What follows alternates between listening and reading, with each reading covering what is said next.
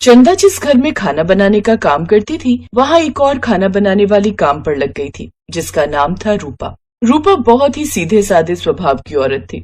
वाह, क्या चाय बनाई है रूपा, कड़क पत्ती तेज जैसी मैं पीती हूँ, बिल्कुल वैसी ही सौंफ इलायची अदरक वाली चाय बनाई है तूने। धन्यवाद माता जी, मैं तो घबरा रही थी कि पता नहीं आपको मेरे हाथ की चाय कैसी लगेगी। भाभी आपको दूं? हाँ पिला दो। जब माँ जी इतनी तारीफ कर रही है तो पीकर देखती हूँ। वैसे तो मुझे चाय हमेशा चंदा ही बनाकर पिलाती है।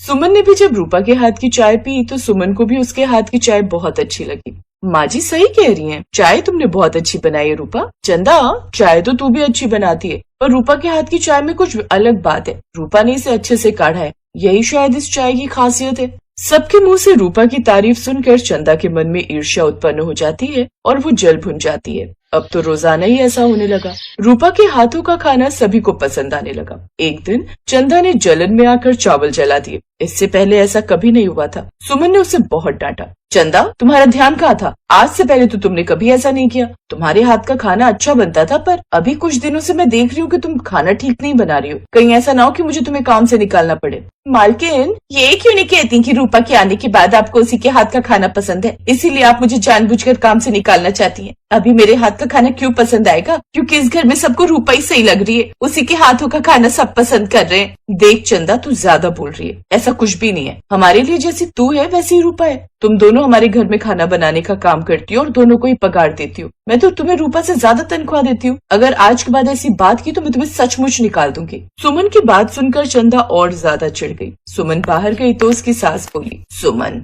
रूपा को तुमने ज्यादा सुना दिया। वो हमारे घर में बहुत पहले से काम कर रही है। कोई बात नहीं, चावल ही तो जले थे, इतना ज्यादा डांटने की जरूरत नहीं थी। माँ जी, चंदा बहुत बोलने लगी है। रूपा से जलती है वो, इसी वजह से इतना बोल रही है। एक काम कर बहू, किसी दिन इसे आराम से समझाना, समझ जाएगी। सुमन ने अपनी सास की बात मानकर आराम से चंदा को समझाना ठीक समझा, पर इधर चंदा ने सोच लिया कि वो अब रूपा को टॉर्चर करना शुरू करेगी ताकि रूपा खुद ही नौकरी छोड़कर चली जाए। सुमन, आज पनीर किसने बनाया? बहुत ज्यादा तेल है, तुम्हें पता है ना मैं इतने तेल वाली सब्जी नहीं खाता हूँ। चंदा, सब्जी में तेल ज्यादा कैसे हो गया? मुझे नहीं पता भाभी, मैंने पनीर की सब्जी नहीं बनाई, मैं तो सिर्फ रोटी सेक रही हूँ। सब्जी तो रूपा ने बनाई है। जब चंदा खाना बनाने के लिए लगी हुई थी तो दूसरी खाना बनाने वाली रखने की क्या जरूरत थी? तुम सब भी ना पता नहीं क्या करते रहते हो। जब एक खाना बनाने वाली को हमने सब कुछ समझा रखा है, हम किस तरह के स्वाद का खाना खाते हैं सब कुछ बता रखा है, तो अलग से ये नया ड्रामा करने की क्या जरूरत है? नीरज, माँ जी ने रूपा को रखा है, उसके पास कोई काम नहीं था इसलिए माँ जी ने उसे खाना बनाने के लिए रख लिया। माँ, क्या हुआ? इतना शोर किस लिए? आपने जब चंदा लगाई हुई थी तो किसी और को खाना बनाने के लिए क्यों रख लिया? आपको पता भी है आज पनीर में कितना तेल है। उस दिन काफी बहस हुई, पर शोभा जी को लग रहा था कि कहीं दाल में कुछ काला है। रूपा काम करके जब जाने लगी तो शोभा जी के कमरे में आई।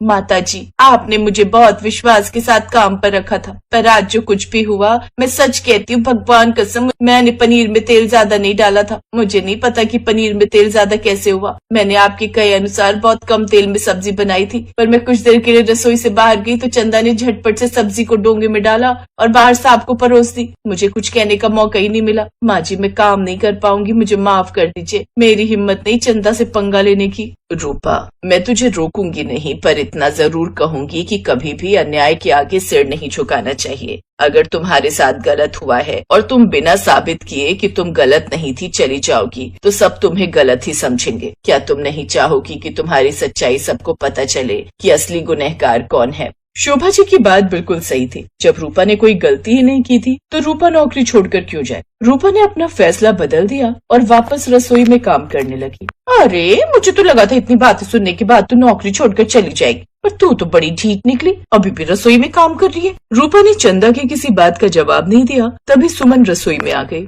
चंदा, रूपा, कल तुम दोनों के लिए बहुत काम है, इसलिए तुम दोनों रात तक यहीं रहोगी। अपने अपने घर में कहकर आना कि तुम्हें रात को घर पहुंचने में देर हो जाएगी। तुम्हारे साहब के कुछ खास दोस्त घर पर खाने पर आ रहे हैं, इसलिए तुम दोनों को मिलकर बढ़िया खाना तैयार करना है। सुमन, खाने में सब्जी दाल वगैरह की जिम्मेदारी चंदा को दो। मैं नहीं चाहता कि फिर से वही गलती हो जो पहले हुई थी। ठीक है, एक काम करो चंदा, तुम सब्जी रोटी का काम संभाल लो और रूपा तुम कुछ मीठे में बना लेना। जी भाभी, आप टेंशन मत लो भैया, मैं ऐसा खाना बनाऊंगी कि सब उंगलियां चाटते रह जाएंगे। ठीक है चंदा, बस सब कुछ बढ़िया हो। अगले दिन चंदा आटे से सब्जी रोटी बनाने में लग गई और रूपा मीठा बनाने के बारे में सोचने लगी। इससे तो आज नौकरी से निकलवा कर ही रहूंगी, देखती हूँ क्या करती है, मीठे में जो भी बनाएगी सब खराब कर दूंगी। हाँ। मेहमान आने शुरू हो गए। चंदा सारा खाना बना चुकी थी, अब बारी थी रूपा की मीठा बनाने की। खीर की बहुत बढ़िया खुशबू आ रही थी, तभी शोभा जी रसोई में आई। अरे वाह, खाने की तो बहुत बढ़िया खुशबू आ रही है। माता जी, खाना आज मैंने बहुत बढ़िया बनाया है, देखना सब उंगलियां चाटते रह जाएंगे। अच्छी बात है चंदा। वैसे रूपा, तुमने क्या बनाया मीठे में? माता जी, मैंने खीर बनाई है। बहुत बढ़िया, खीर सबको बहुत पसंद है। चलो अब मेहमान आ गए हैं, तुम लोग भी जल्दी जल्दी खाना परोसने की तैयारी कर लो। सब लोगों के लिए खाना परोसा गया। रूपा भी खाना लगाने में व्यस्त हो गई। चंदा ने मौका देखते ही खीर का पतीला उठाया और सारी खीर पानी में बहा दी। रूपा को इस बात का बिल्कुल भी पता नहीं चला। वो बेचारी तो सोच रही थी कि पतीले में खीर रखी हुई है। खाने के बाद सबने रूपा से मीठा लाने के लिए कहा। ये सुनकर चंदा मन ही मन हंसने लगी। रूपा ने जैसे ही पतीले का ढक्कन हटाया तो उसके पैरों तले जमीन खिसक गई। खीर कहाँ गई? चंदा, पतीले में तो खीर थी, पतीला खाली कैसे हो गया? खीर को भूत खा गया। रूपा, जल्दी से मीठा ले आओ, मेहमान इंतजार कर रहे हैं। अब क्या करूं? इतनी जल्दी में मीठा कहाँ से लाऊं? इस समय तो मैं ये सब बातें भी नहीं कर सकती कि खीर कहाँ गई, कहाँ गायब हुई। अभी तो मुझे कुछ करना ही होगा, पर क्या करूं? तभी रूपा की नजर स्लैब पर रखे गोलगप्पों पर जाती है। अभी कुछ दिन पहले मैंने पूजा के पापा के फोन में एक वीडियो देखी थी, जिसमें दुकानदार आइसक्रीम वाले गोलगप्पे बना रहा था। क्यों ना मैं भी झटपट बनने वाली मिठाई आइसक्रीम वाले गोलगप्पे बनाऊं? रूपा ने जल्दी से फ्रिज खोला। अंदर वनीला आइसक्रीम थी। अब उसके चेहरे पर घबराहट की जगह हल्की मुस्कान थी। उसने ठान लिया, अब मिठाई सिर्फ बचेगी नहीं बल्कि सबको याद भी रहेगी। रूपा ने झटपट काम शुरू किया। उसने एक एक करके गोलगप्पों को ध्यान से फोड़ा, बिल्कुल सावधानी से, ताकि वे टूटे नहीं। फिर हर गोलगप्पे में छोटी सी स्कूप भरकर आइसक्रीम डाली। रूपा ने उन्हें ट्रे में सजाया। एक तरफ से चमकता हुआ चॉकलेट, ऊपर से गुलाब की खुशबू, ठंडी आइसक्रीम और रंगीन सजावट। शोभा जी को पता था कि रूपा ने तो मीठे में खीर बनाई है, पर खीर की जगह रूपा कुछ नया ही मीठा सब मेहमानों के लिए लेकर आई है। बहुत ही टेस्टी, बहुत ही बढ़िया, लाजवाब भाई, मजा आ गया। ऐसा मीठा पहले कभी खाया ही नहीं। आइसक्रीम वाले गोलगप्पे बहुत बढ़िया। रूपा, अच्छा किया कि तुमने मीठे में कुछ नया ट्राई किया। सबने आइसक्रीम वाले गोलगप्पे खाकर रूपा की बहुत तारीफ। नीरज को भी अब रूपा से कोई शिकायत नहीं थी, क्योंकि मेहमान बहुत खुश होकर गए थे। पर शोभा जी ने जब सबको सच बताया तो सब हैरान रह गए। चंदा को बहुत डांट फटकार पड़ी और उसे नौकरी से निकाल दिया गया। रूपा ईमानदार थी, इसलिए उसे ईमानदारी का फल मिला।